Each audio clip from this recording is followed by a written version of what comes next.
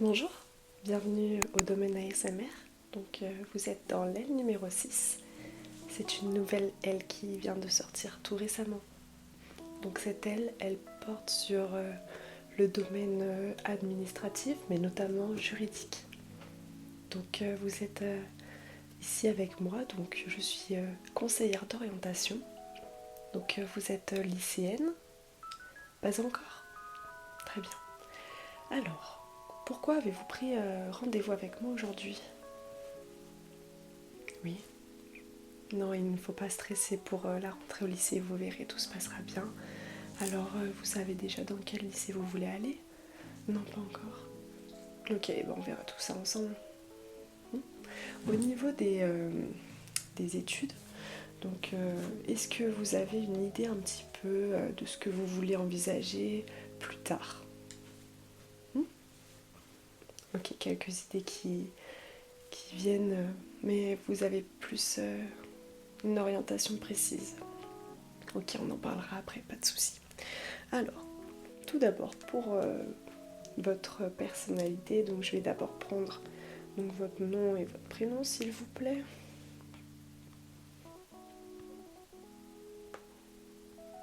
Mhm.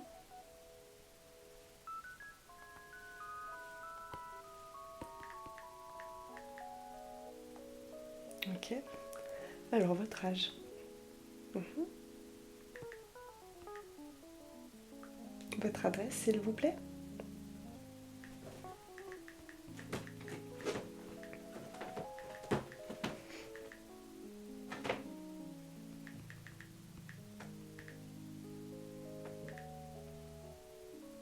Et le numéro de téléphone de vos parents.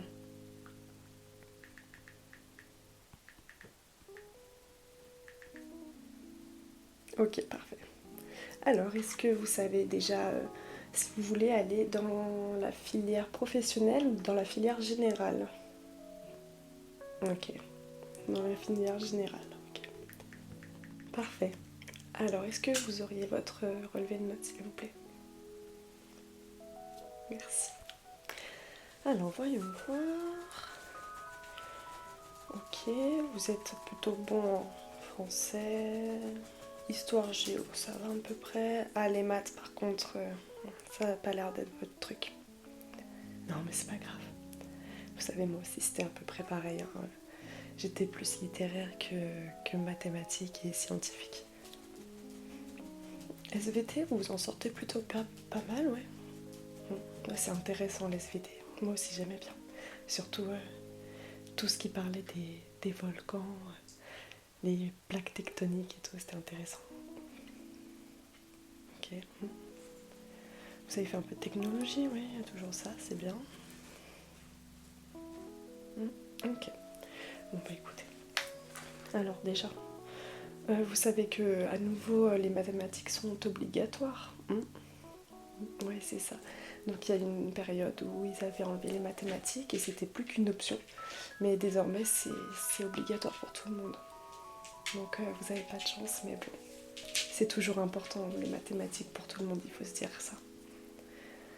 Alors, j'en conclus que vous êtes plus littéraire, donc ça c'est important quand même. C'est-à-dire que vous auriez beaucoup de mal à aller dans les facultés mathématiques par exemple. Bon après, pour moi, je le dis toujours, c'est la volonté qui compte. Mais voilà, après c'est vrai que si vous n'avez pas acquis certaines bases au collège et qu'au lycée vous vous en sortez pas, ça va être compliqué pour les études supérieures. Voilà. Donc après, si vraiment vous avez envie d'aller en faculté de mathématiques par exemple pour devenir professeur de maths ou vous voulez être dans les sciences, etc. C'est vrai qu'au lycée faudra bien s'y mettre quoi. Mais est-ce que vous avez envie d'aller en mathématiques, sciences? Non. Ok. Parce que c'est vrai que c'est au lycée que ça se joue, hein. Après, c'est ici qu'on acquiert les bases fondamentales. Voilà. Ok. Alors, au niveau des spécialités, on a les sciences de l'art, spécialité art, est-ce que ça vous intéresse? Ok. On a la science po géopolitique. Vous voyez? Ok. eh bien ça pourrait être une option pour vous. La littérature et la philosophie, ça vous intéresse? Vous pourrez faire votre choix plus tard, hein. Vous avez le droit d'être intéressé par plusieurs matières, mais vous pourrez choisir plus tard, pas de souci. Les langues et la littérature étrangère. Oui, un petit peu, ok. Donc les mathématiques, j'imagine que non. Le numérique et les sciences informatiques. Non, pas trop. Ok. La physique-chimie. Non. La SVT. Oui. La SES. Ah, SES, donc c'est les sciences économiques et sociales. Donc voilà, vous allez beaucoup travailler sur l'économie, mais aussi sur la sociologie. Donc ça va être tout ce qui est les sciences des personnes. La science de l'ingénieur.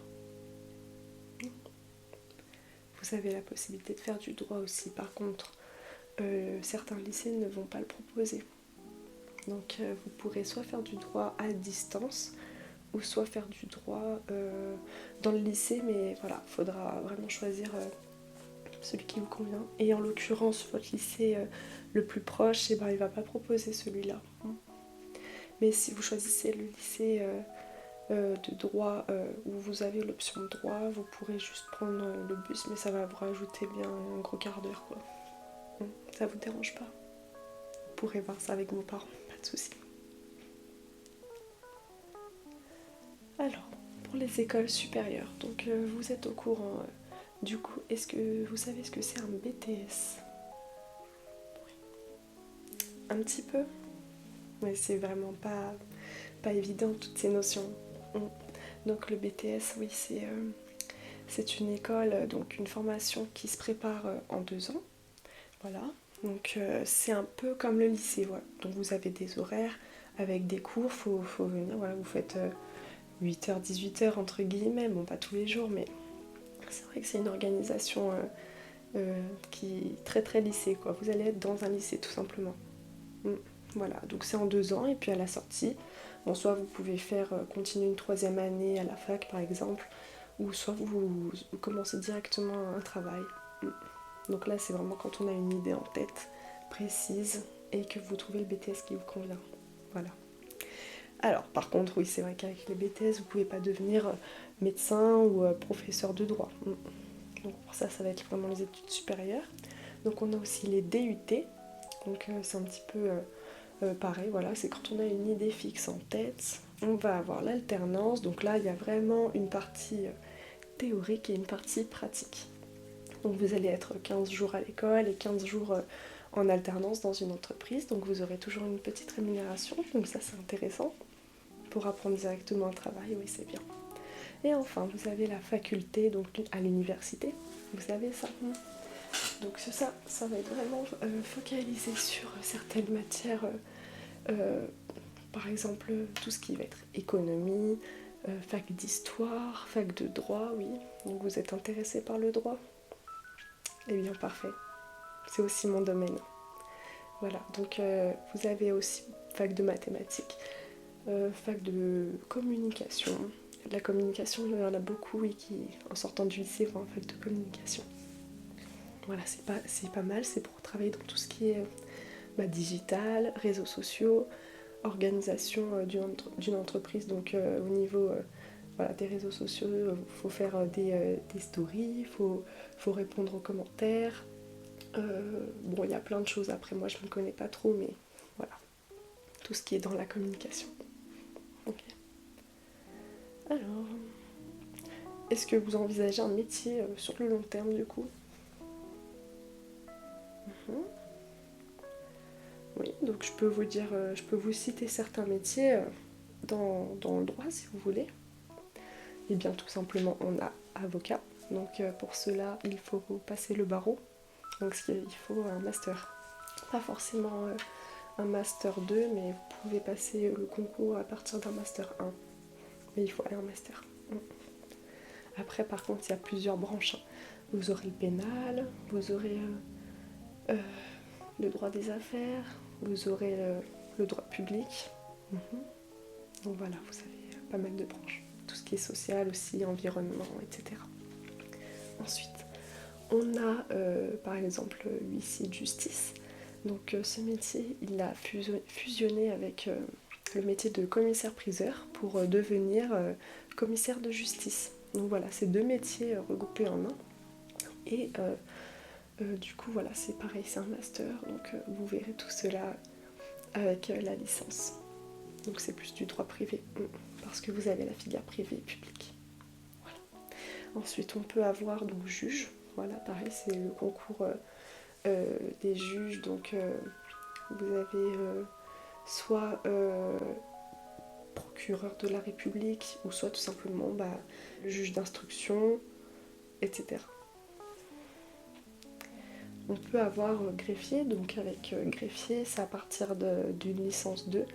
Donc voilà, le concours il est ouvert à la deuxième année. Cependant, il y a beaucoup d'élèves qui étaient en master qui passent ce concours, donc la concurrence elle est rude tout de même. Bon. Et vous pouvez avoir aussi commissaire de police, officier de police, de gendarmerie, donc voilà, ça aussi ça nécessite quand même officier de police, donc 3 ans minimum. Par contre, officier de gendarmerie ou commissaire de police, ça va être un master, obligatoirement. Formation en continu, voilà. Donc vous avez aussi les concours de la fonction publique, donc par exemple tout ce qui est métier police, gendarmerie, voilà, ça va être des concours où selon votre classement, vous allez être affecté à un certain endroit de la France. Donc celui qui est premier, voilà, il va pouvoir choisir quel département il voudra être affecté. Et voilà, ça dépend vraiment du classement. Et vous avez aussi la fonction publique territoriale. Donc ce qui est bien avec cela, c'est que vous pouvez choisir un métier, le métier que vous voulez. Par contre, vous allez devoir postuler. Vous n'avez pas la certitude d'avoir un métier après ce concours. Vous devez chercher par vous-même. Donc ce qui est bien, c'est que vous pouvez chercher aux alentours de chez vous, dans la région qui vous plaît, le département. Voilà, c'est la différence avec la fonction publique.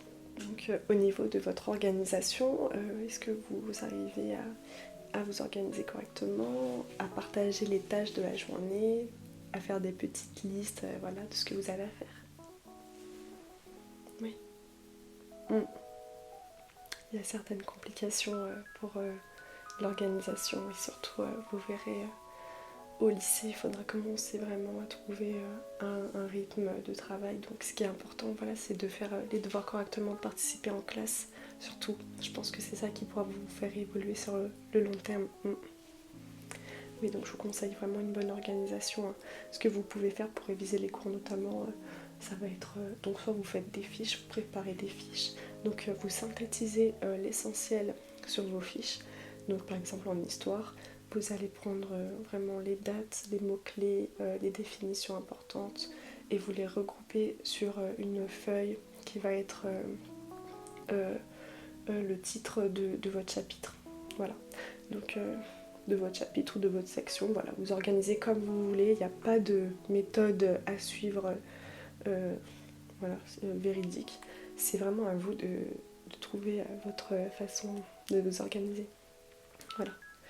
Donc ça c'était pour l'organisation et ensuite je vous propose tout simplement un petit test pour savoir si les études de droit vont vous convenir. Ok, ça vous va? Parfait. Alors, quel métier vous attire le plus entre juriste d'entreprise ou tous les métiers tels qu'avocat, notaire, huissier de justice? La seconde réponse? D'accord. Par contre, oui, vous savez pas ce que c'est un juriste d'entreprise. Ok, donc c'est un juriste qui doit assurer la sécurité juridique donc dans l'entreprise qu'il a engagée. Voilà. Bon, après, il y a beaucoup de choses, mais sinon je m'étalerai trop. Est-ce que vous avez un intérêt pour les sujets de société? Ok. Est-ce que vous aimez les chiffres? Est-ce que vous pourriez défendre un criminel? Ok. Quelle idée vous faites-vous de la justice? Pour vous, est-elle juste ou aléatoire? D'accord. toute personne mérite-t-elle d'être défendue selon vous? Est-ce que vous aimez lire? Okay. Donc ça c'est vraiment essentiel, notamment pour la faculté, parce que vous aurez de nombreux cours et de nombreuses pages à lire. Est-ce que vous aimez étudier de façon globale? Ok. Les révisions ne vous posent pas de problème? Tant mieux. Est-ce que vous êtes autonome dans votre travail? Ok, je pense que la faculté pourra vous convenir parfaitement. C'est tout ce qu'il faut en tout cas. Donc pour terminer, les compétences d'un étudiant en droit, selon moi et selon vraiment la globalité des étudiants qui ont connu la fac de droit. Alors, l'autonomie, voilà, c'est très important. Donc vous m'avez dit que vous étiez autonome, donc ça c'est vraiment essentiel. Alors sachez que c'est très différent d'un BTS parce que les études de droit, vous aurez très peu de cours. Vous aurez peut-être 18 heures de cours, quelque chose dans la semaine. Donc c'est relativement peu. Vous aurez donc des CM, donc les cours magistraux. Ce sont des cours non obligatoires mais fortement recommandés tout de même. Voilà, si vous n'avez pas des amis sur qui compter pour vous envoyer les cours, vaut mieux y aller vous-même. Ok. Et en plus de ça, vous pouvez organiser votre cours. Donc voilà, il faudra écrire, écouter le prof. C'est à peu près tout ce qui se passe dans un CM. Il y a très peu de communication entre l'élève et le professeur. Par contre, les TD, ce sont les travaux dirigés, donc c'est obligatoire. Vous êtes obligé d'y aller, sinon vous risquez de perdre votre bourse et de ne pas pouvoir passer les partiels. Ok. Donc ça c'est vraiment obligatoire et très important.